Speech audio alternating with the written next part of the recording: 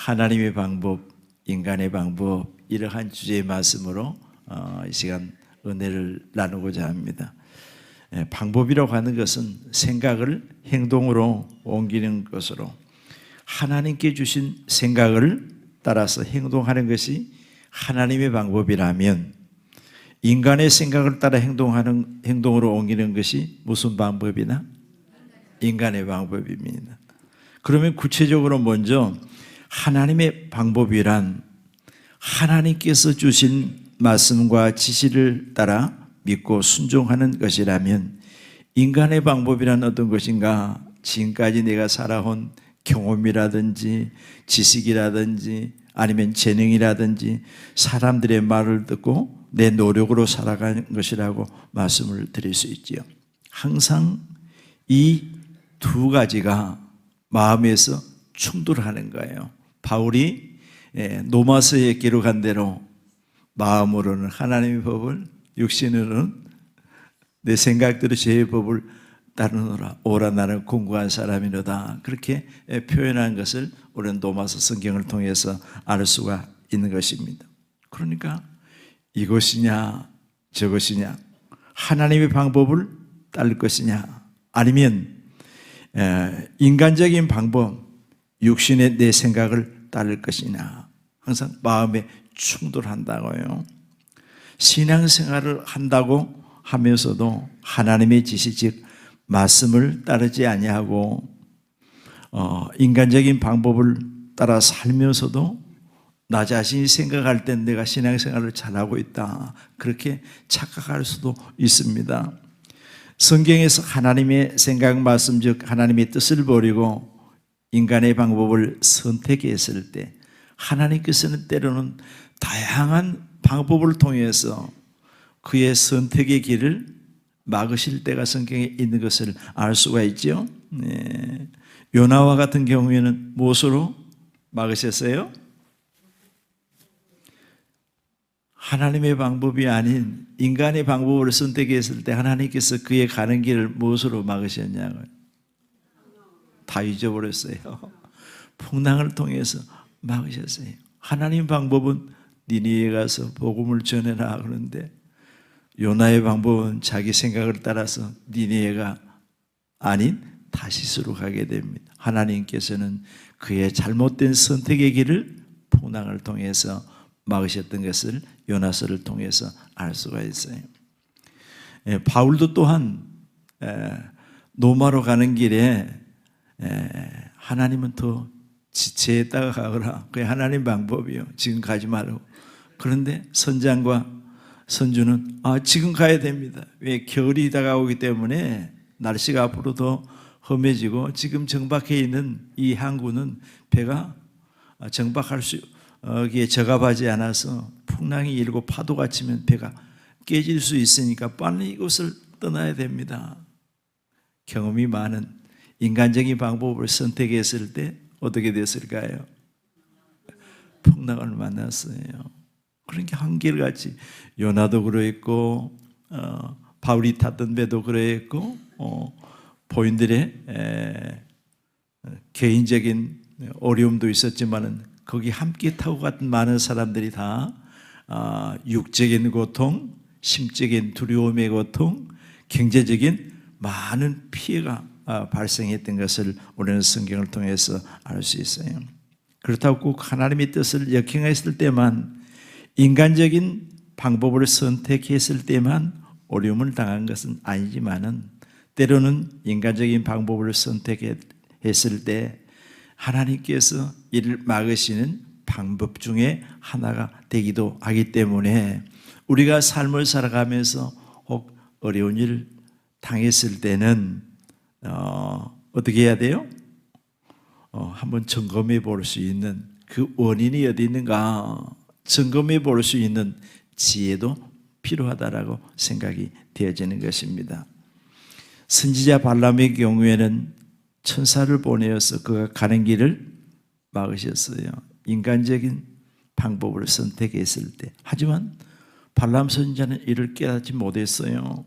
그가 타고 가던 나귀는 하나님께서 막으시는 것을 보았고 이를 알았어요. 그래서 하나님은 미물인 나귀를 통해서 그를 보게 하시고 입을 열어 발람으로 하여금 깨닫도록 하시는 그런 내용을 성경에서 우리가 알 수 있습니다. 오늘 성도들의 신앙과 삶을 살펴보시기를 바랍니다. 먼저 성경에서 하나님의 방법을 따른 신뢰를 보면 여호수아 3장, 요즘에 이제 구속사에 대한 말씀을 계속 진행 중에 있습니다만 여호수아를 지금 새벽 예배 때 말씀을 나누고 있지요. 3장에서 이스라엘 백성들이 광야 40년을 마치고 약속의 땅을 향하여 출발하는데, 그런데 이제 제가 방금 전에 성경을 읽다가 머리에 스치는 부분이 있었어요. 뭐가 있었냐면 모세 오경을 보면은 대부분 하나님께 주시는 십계명, 그걸 뭐라고 그래요?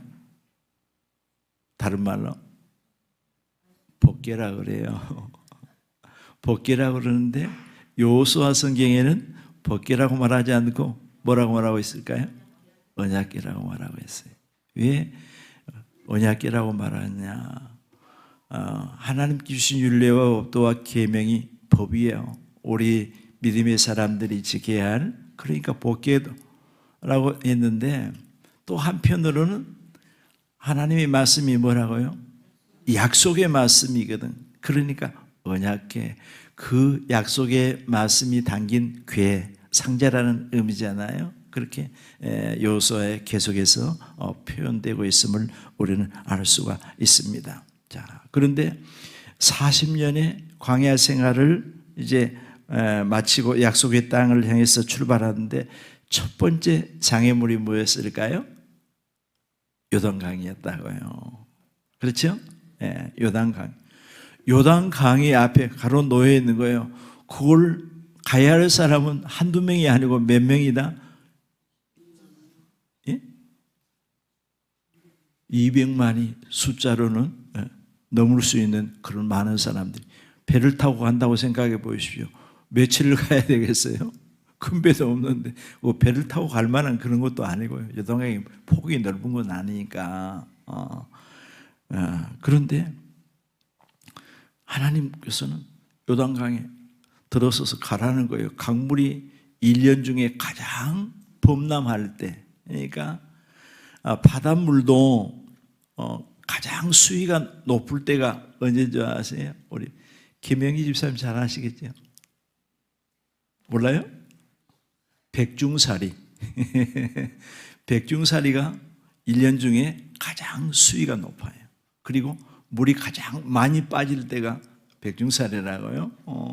그러니까 보름이나 금음살이 되게 되면 그때가 물이 빠지고, 조금살이가 되게 되면 조금 때는 물이 가장 안 빠지고 많이 안 들고 그러거든요. 음력으로 8일과 23일을 중심으로, 그리고 15일과 30일 중심으로 물이 가장 많이 들고 많이 쓰는데, 그 요단강에는 보리와 밀을 수확할 당시 가장 물이 범람해요. 강둑에 넘칠 만큼 물이 범람해요. 그러니까 수심이 깊을 뿐만 아니라 물이 범람한다고 하는 것은 물의 흐름의 속도가 유속이 빠른 거예요. 그런 때 하나님께서는 제사장으로 하여금 언약궤, 두 돌판에 새겨진 십계명이 담겨진 그 언약궤를 메고 어떻게 하라고요? 유속이 빠른 그 강물에 들어서라는 거예요. 들어서라. 천성을 향해 가는 길에 장애물이 앞에 있더라도 우리 믿음의 사람들은 장애물 앞에 주저하지 말고 낙심하지 말고 앞으로 나아가라. 역사적인 사건을 통해서 오늘을 살아가는 우리에게 주시는 교훈인 줄로 믿습니다. 인간적으로 볼 때는 불가능한 일이요. 맨몸으로 강물에 들어서도 익사할 수밖에 없는데, 하필이면 가장 수심이 깊고 유속이 빠를 때 무거운 언약궤를 메고 강물에 들어서는 어떻게 생각하십니까? 강물에 언약궤를 메고 서라고 했을 때 당장 강물이 멈추어 서고 또 그곳에 길이 열려서 백성들이 육지같이 그곳으로 건널 수 있다는 세상적인 안목에서 볼 때는 보장도 없잖아요. 누구에게 물어봐도 긍정적으로 말할 사람은 없을 것이고 뭐라 그럴게 제정신이냐고 그렇게 방문할지도 몰라요. 그래도 인간적인 생각을 버리고 하나님의 지시를 따라 순종할 수 있겠는가 하는 겁니다. 이것이 하나님이 주신 직면한 장애물을 통과하는 이스라엘 백성들에게 유일한 방법이었다고요. 하나님은 사람이 불가능하다고 생각하는 일을 때로는 하라고 말씀하십니다. 왜냐고요? 그럴 만한 이유가 있다고요. 내가 할 수 있는 일을 하면 아무리 하나님께서 은혜를 주셔도 하나님께서 하셨다고 생각하지 않고 어떻게 생각할까요? 나 자신의 힘으로, 나 자신의 지식으로, 나 자신의 재능으로, 나 자신의 경험으로, 지혜로, 노력으로, 방법으로 했다라고 생각하기 때문에 강물의 수심이 가장 깊고 유속이 빠를 때 불가능하다고 생각할 때 행하게 하심으로 하나님께서 하셨구나, 하나님의 은혜다 이렇게 인정하도록 하시는 겁니다.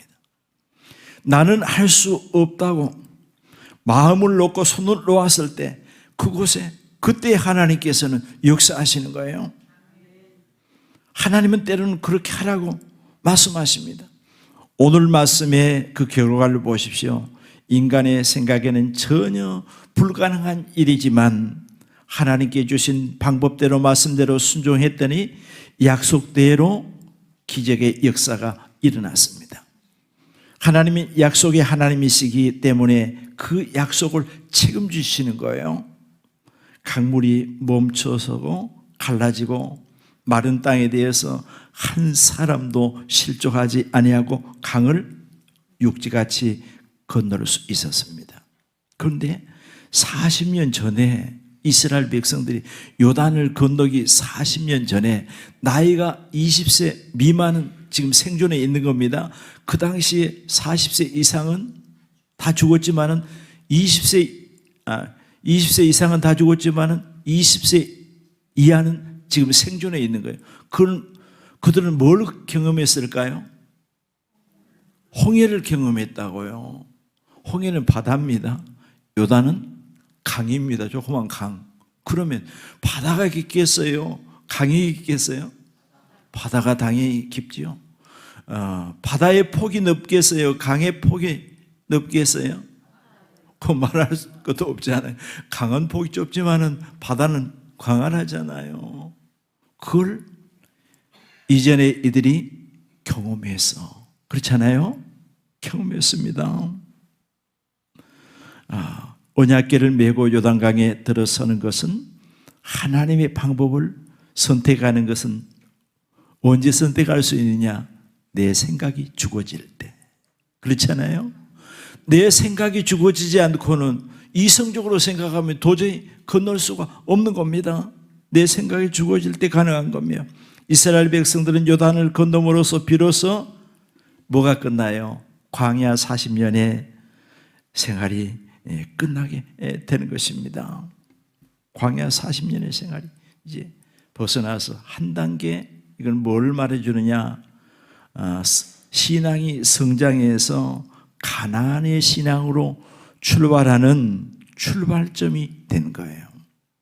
오늘에도 요단과 같은 신앙생활을 하는데 장애물이 있더라도 이를 믿음으로 말씀을 따라 극복하는 하나님의 은혜를 체험해야 신앙이 성장해 가는 거예요.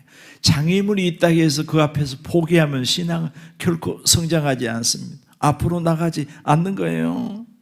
요단강을 건너기 전 광야의 신앙이란 항상 제자리를 맴도는 지루한 신앙이라면 가나안의 신앙이 어떤 신앙이냐? 요단을 건넌 다음의 신앙은 어떤 신앙이냐? 앞으로 날마다 전진하고 영적인 전쟁에서 승리하고 정복하고 하나님께서 약속된 은혜와 축복을 누리며 체험하는 신앙이 되어지는 것입니다.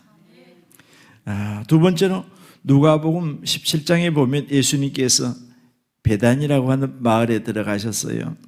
그런데 그곳에서 어떤 사람들을 만났지요? 10사람의 문둥병자들을 만납니다. 그들은 격리되어서 같이 가족들이나 주민들과 생활하는 게 아니고 격리되어서 생활합니다. 성한 사람을 가까이 하게 되면, 접근하게 되면 어떻게 되죠? 부정한 사람이라고 돌로 죽이는 거예요. 그러니까 성한 사람을 가까이 접근할 수가 없어. 예수님에 대한 소문을 어떻게 들었는지 모르지만 들음으로 그들은 믿음이 생긴 거예요. 세상적인 방법은 치료의 가능성이 전혀 없지만 예수님은 우리의 문둥병을 치료할 수 있다. 인간의 방법으로는 안 되지만 주님의 방법으로, 하나님의 방법은 될 수 있다. 이 믿음을 가졌어요. 그래서 큰 소리로 가까이 접근할 수 없으니까 예루살렘이 우리를 불쌍히 여겨달라고 부르짖는 겁니다. 예수님께서 발걸음을 멈추시고 그들에게 말씀하십니다. 제사장에 가서 너의 몸을 보이라. 무슨 말이에요?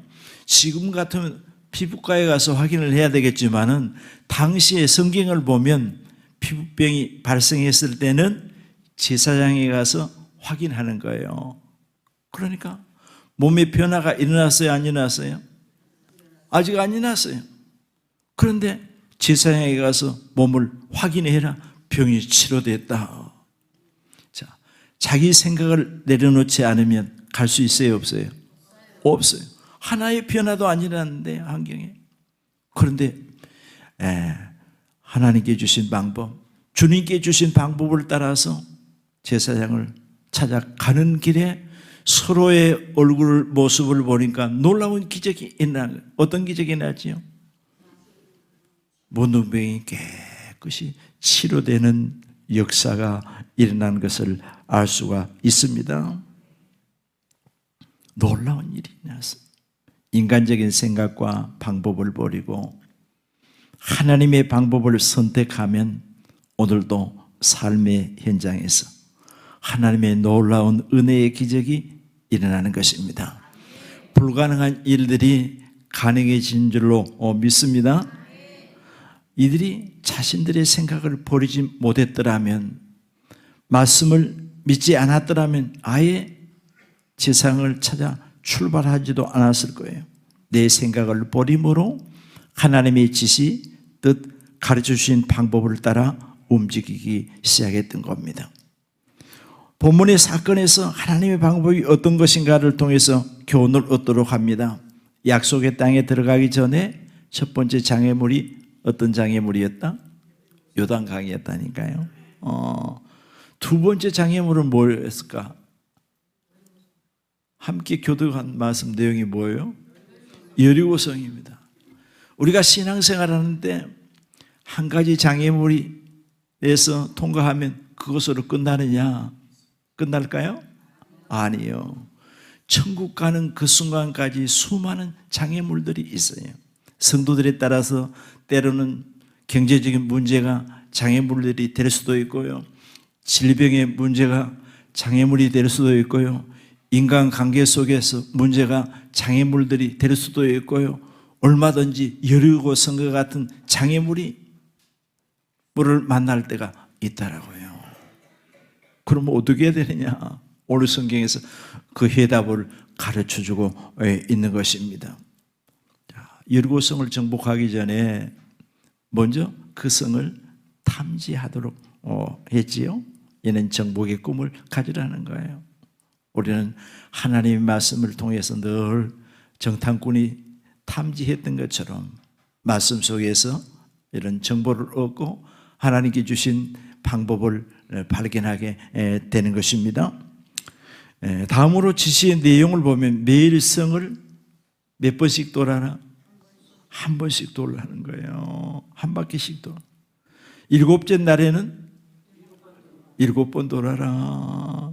굉장히 큰 의미가 여기 있어요. 그런데 성을 돌면서 주의사항, 절대로 하지 말아야 할 일이 있어요. 경고의 말씀을 주셨다고요. 자, 다시 한번 읽어봅니다. 10절 말씀을 다 같이 읽지요. 다 같이 찾아가지고 같이 읽습니다. 시작.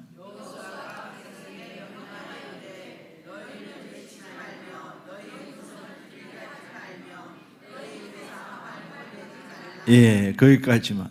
뭐라 그랬어요? 한마디로 표현하면 뭐예요? 말하지 말라는 거예요. 입을 다물어라. 왜 입을 다물라고 그랬을까요? 예? 왜 입을 다물어라? 그렇습니다. 하나님은 우리의 인간의 마음을 다 알고 계세요. 그렇잖아요. 사람은 10개를 물쏘고 날아도 사람 마음은 모른다 그랬어. 그렇지만 하나님은 우리의 깊은 마음과 생각까지 다 아시는 하나님이십니다.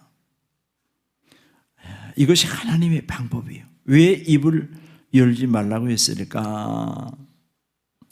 그 많은 사람들 가운데 무슨 말씀을 하시는지 하나님의 방법을 선택할 신앙의 사람들도 물론 있겠지만은 누군가 이성적인 생각이 앞서고 인간적인 방법을 우선시하는 믿음이 없는 사람들이 많이 있었을 거라고 말이에요. 그 중에서 한 사람이라도 입을 열어서 부정적인 말을 하게 되면 시작은커녕 출발도 하지 못하고 여리고성 정복은 무산되고 말았을 거예요. 이스라엘이나 유럽 중동에 가보면 로마 시대의 흔적들이 많이 있어요. 그 예루살렘 성을 보고 저는 참 깜짝 놀랐어요. 성지순례 가가지고 어떻게 그 시대에 그렇게 큰 돌을 갖다가 어마어마하게 큰 돌을 갖다가 그렇게 정교하게 정확하게 성을 쌓았을까? 요즘에는 뭐 기계가 있으니까 뭐 이렇게 장비를 통해서 다 측정할 수도 있고 그렇지만은 그 시대에 그 어마어마한 돌을 가지고 어떻게 그렇게 정교하게 성들을 쌓았냐 이거예요. 그런데 성들을 대부분 보면 큰 돌로 아주 두께가 굉장히 커요. 그러니까 요즘에 장비를 가지고 그 성을 하려고 상당히 애로사항이 많아. 그런데 오늘 성경의 말씀 보니까 그 성을 돌기만 해라. 그러면 그게 이제 도는 이스라엘 백성들의 입에서 그 중에는 어떻게 이야기할 사람이 있다? 네? 100번, 1000번 돈다고 이 견고한 성이 무너지겠냐? 그렇게 얘기할 사람이 있다 이 말이에요. 그러면 동달아서 다 그전 부정적인 생각이 다 옮아버려. 돌지 말자 해봐야 쓸데없는 일이다. 그러면 예리고성은 장애물은 무너져요? 안 무너져요? 안 무너진다 이거예요. 오늘 또 이스라엘 백성들과 같이 어떤 지형적인 곳을 우리가 탐지하고 매일 도는 것은 아니지만 하나님 말씀 가운데 내가 가야 할 길을 탐지하는 거예요. 즉 성경을 읽어야 하는 겁니다. 매일과 같이 가야 할 길을 위해서 장애물이 있더라도 그 장애물을 위해서 어떻게 해야 된다? 기도해야 되는 거예요. 기도하고 신앙과 삶의 장애물 문제를 위해서 기도해야 되는 거예요. 그러면 어떻게 된다고요? 무너진다니까. 그것이 하나님께 우리에게 주신 하나님의 방법이라니까요. 내가 치울 수 없는 것을 해결할 수 없는 것을 하나님께서는 해결해 주신 줄로 믿습니다. 제가 오래전에 40년 다 됐죠. 제주도에 왔을 때 직장에서 육지에서 이제 제주도로 서울에서 이렇게 파송 온 성도들이 있었어요. 그때 믿는 성도들이 있었는데 그 중에 부부가 있었어요. 애들이 둘이고요. 남편은 교회를 나오지 않았고 아내가 교회를 나오는데 지금 없으니까 그 얘기를 할 수 있죠. 대학교 다닐 때 학생회장도 하고 굉장히 자존심이 굉장히 강했어요. 그런데 매일 밤마다 그냥 마귀가 환상 가운데 보이는데 큰 구렁이가 싱크대에 막 있는 게 막 보입니다. 얼마나 두렵겠어요. 근데 그곳에 이제 점치는 사람 그 집이라고 그게. 그러니까 매일 가서 예배를 드리고 그랬더니 마귀가 떠나갔어요. 이제 마귀는 떠나갔는데 또 문제가 있었어요. 뭔 문제가 있었냐? 아들이 5살 됐는데 자폐가 있었거든. 그러니까 그 당시에 우리 교회는 특수학교 교사들이 많이 있었잖아요. 영성학교 선생님들도 있고 영재학교 선생님들도 있고. 그러니까 저한테 본인한테는 얘기 않고 목사님 특수학교 보내야 되는데 근데 본인한테는 직접 얘기를 안 해. 본인이 얘기를 안 하니까 나도 얘기를 안 하지. 기도만 하지. 그런데 붕해를 하게 됐어요. 기억하실 분은 기억하시죠. 김무석 목사님이라고 제가 참 좋아하는 목사님 답심리교회 오셔서 붕해하는데 본인이 첫날 월요일 밤에 식사를 하겠다는 거예요. 강사 대제본. 그래서 그러라고 그랬더니 그때 이제 그 얘기를 하는 거예요. 아들이 자폐가 있다고 얘기를 본인 스스로. 근데 그 후로 하나님께 깨끗이 치료해 주셨어요. 그래서 건강해서 성인이 되어서 직장 생활을 하고 있어요. 그런데 그때 남편이 월급이 얼마였냐? 150만 원이었다고요. 맞나요, 저거요? 40년 다 되었으니까 굉장히 많은 거예요. 저는 생활비를 얼마 교회에서 주셨을까요? 18만 원? 굉장히 많잖아요, 월급이. 그런데 본인이 사업을 하겠다는 그래서 사업을 가게를 열었는데 목사님 기도해서 굉장히 염려를 했는데 제가 새벽 예배 드리고 늘 그곳에 가서 가게 앞에 가서 기도를 하지. 하나님 이 일터에 하나님 은혜를 주세요. 놀라운 일이 일어났을까요? 안 일어났을까요? 일어났다고요. 그 당시에 한 달 수입이 한 1,400만 원 됐으니까 놀라도 않네. 하나님이 놀라. 그 가정뿐만 아니라 다른 가정에도 하나님은 잠을 자고 있을 때 밤중에도 새벽에도 깨워주시는 거예요. 그때 신방 못 가잖아요. 그러니까 일어나서 그 가정들을 위해 기도한 놀라운 변화들이 많이 일어났던 것을 지금도 저는 기억하고 있습니다.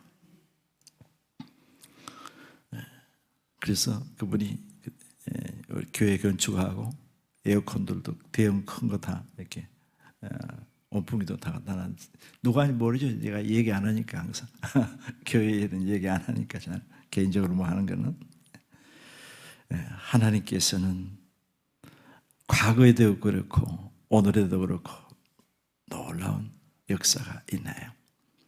신앙은 눈으로 하나님의 역사인 손길을 얼마든지 삶의 현장에서 볼 수 있습니다. 아멘이 적네. 오늘도 성도들의 신앙에 따라서 하나님께서 동일하게 역사하신 하나님이 구약의 하나님, 신약의 하나님, 오늘의 하나님이 다르습니까? 아니지 않아요. 성경이 시대의 흐름 속에 달라졌어요? 아니지 않아요. 성경은 언약의 말씀, 약속의 말씀, 하나님도 변치 않으시고 약속의 말씀도 변치 않으시는 하나님. 역사적인 사건을 왜 성경에 기록했느냐? 오늘도 얼마든지 그 사건이 일어나기 때문에 이를 보고 믿음으로 살아가라고 하나님께 성경에 기록해 놓으신 것입니다. 문제는 내 인간적인 생각을 내려놓아야 하나님의 방법을 선택할 수가 있다고요. 문둥병자인 아람 나라 나만 장군이 하나님의 사람 엘리사를 찾아가면서도 자신의 생각을 내려놓았어요? 안 내려놓았어요? 내려놓지 않았어요. 성경에 보면 뭐라 그랬어요? 내 생각에는 뭐예요? 하나님의 사람이 반겨주고 문둥병이 바란 그 상처 위에 손을 얹고 간절히 기도해 줄 것을 기대했지만은 하나님의 사람은 나아보지도 않았어요. 제자를 통해서 요단강에 가서 몸을 7번 자기 생각이 빗나가서 막 화를 내면서 우리 가자. 다시 거꾸로 이 요단강보다 우리나라의 강은 훨씬 더 좋다 이거예요. 사실이 그러거든요. 대동에 있던 부하들이 귀양이 이곳까지 왔는데 이 더운 날에 요단강에 몸을 잠그는 거 우리가 스스로 할 수 있는데 하고 갑시다. 권위에 못 이겨서 자존심도 버리고 인간적인 생각도 버리고 하나님께 주신 방법을 선택했을 때 어떤 역사가 일어났다. 어린아이와 같이 깨끗이 문둥병이 치료됐어요. 문둥병에서 치료받은 것이 문제가 아니고 그가 찾아온 목적은 문둥병을 치료받기에 찾아왔지만 문둥병에서 치료받는 것이 문제가 아니고 절망과 죽음에서 구원을 얻은 것이 문제가 아니고 더 놀라운 것은 살아계신 전능자 하나님을 체험하고 믿게 된 것입니다. 불신의 사람이 신앙의 사람으로 변화된 겁니다. 가나 혼인집의 사건도 마찬가지예요. 인간적인 생각 방법이 아닌 주님의 방법을 따라 순종했을 때 그곳에는 변화의 기적이 일어났다고요. 누가복음 5장의 말씀을 저는 참 좋아합니다. 그 말씀 읽을 때마다 너무 감격적이에요. 베드로의 사건이잖아요. 선생님, 제가 지난 밤에 제 방법대로 밤새도록 내 경험과 지식, 내 힘을 다해서 내 방법대로 최선을 다해보았지만 그물을 내려 고기를 잡았지만 한 마리도 잡지 못하고 철저하게 실패했습니다. 그러나 제가 제 생각과 방법을 내려놓고 말씀을 믿고 말씀을 의지해서 그물을 내리다 하고 그리 안즉 어떤 역사가 일어났다? 성공자가 된 거예요. 2배 잡았으니까. 그 말씀 속에서 엄청난 의미들이 내포되어 있는 겁니다. 지금까지 인간적인 생각과 방법을 모두 다 버렸을 때 하나님의 방법으로 방법을 바꾸었을 때 하나님의 놀라운 기적을 체험할 수 있었고 인생이 완전히 바꿔진 거예요. 실패한 인생이 성공적인 인생이요 위대한 신앙이 사람이 되었습니다. 세상에서 배우지 못하고 가난한 사람들이 모여 사는 곳이 저 이스라엘 북쪽 갈릴리 사람들인데 그는 업으로서 인생을 마감할 수밖에 없었던 베드로가 인간적인 방법을 버리고 하나님 방법을 선택했을 때 이와 같은 앞에서 말씀을 드린 기적들이 일어났어요. 오늘 저와 여러분에게 주시는 말씀의 교훈과 삶 속에 우리는 적용해야 할 부분이 무엇이지요? 성도 여러분과 삶과 인생에도 이러한 은혜의 기적이 일어나야 될 줄로 믿습니다. 따라서 합시다. 나도 할 수 있다. 그렇습니다. 나도 할 수 있습니다.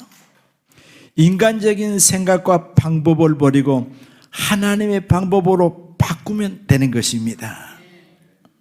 어떻게 하자고요? 인간적인 방법을 버리고 하나님의 방법으로 방법을 바꾸자. 오늘 이 시간 이후에 방법을 바꾸십시오. 인간적인 생각을 버리고 하나님께 주신 방법으로 살기로 결단하시기 바랍니다. 놀라운 은혜를 여러분들이 삶의 현장에서 체험하게 될 것입니다. 하나님의 지시를 따라 하나님께서 말씀하신 방법대로 했을 때 앞에 있는 장애물이 제거되고 없던 길이 열리게 되었습니다. 요단의 길이 열리게 된 거예요. 이스라엘 백성들이 하나님께 주신 방법을 따라 여섯 동안 매일 성을 하루에 한 번씩 돌고 마지막 날 7번째 날은 7바퀴를 돌았을 때 불가능하게만 보여졌던 그 견고한 성이 어떻게 되었다? 무너져 내렸어요. 약속의 땅을 향해 가는 장애물이 제거된 겁니다. 전쟁에서 승리할 수 있었습니다. 여기서 중요한 것은 내 방법을 버리는 것과 하나님의 방법을 선택하는 것. 또 하나의 기억해야 할 게 있다고요. 내가 해야 할 일을 하면 그 다음에는 하나님께서 하실 일을 하신다. 내가 해야 할 일은 뭐예요? 하나님의 약속을 믿고 부정적인 입을 열지 아니하고 매일 성주의를 장애물을 믿음으로 기도로 도는 것이라면 하나님께서 하실 일은 성을 무너뜨리는 일이요. 내가 해야 할 일을 하지 않으면 하나님께서도 일하지 않는 거예요. 내 생각과 방법을 버리고 하나님의 지시를 따라 하나님의 방법을 따르시기를 바랍니다. 성도들이 가는 길을 가로막는 장애물, 하나님의 약속된 축복의 길을 가다가 좌절하지 않으셨나요? 어떻게 해야 장애물이 제거되고 승리할 수 있으며 하나님의 역사와 기적의 체험을 하고 약속의 땅, 축복의 땅을 향해서 앞으로 나가는 비결이 무엇인가를 오늘 우리는 말씀을 통해서 배웠습니다. 그렇다면 신앙과 삶 속에 적용함으로 본문의 내용이 여러분의 삶의 현장에서 체험되는 성도들이 되시기를 주의 이름으로 축원합니다. 기도합니다.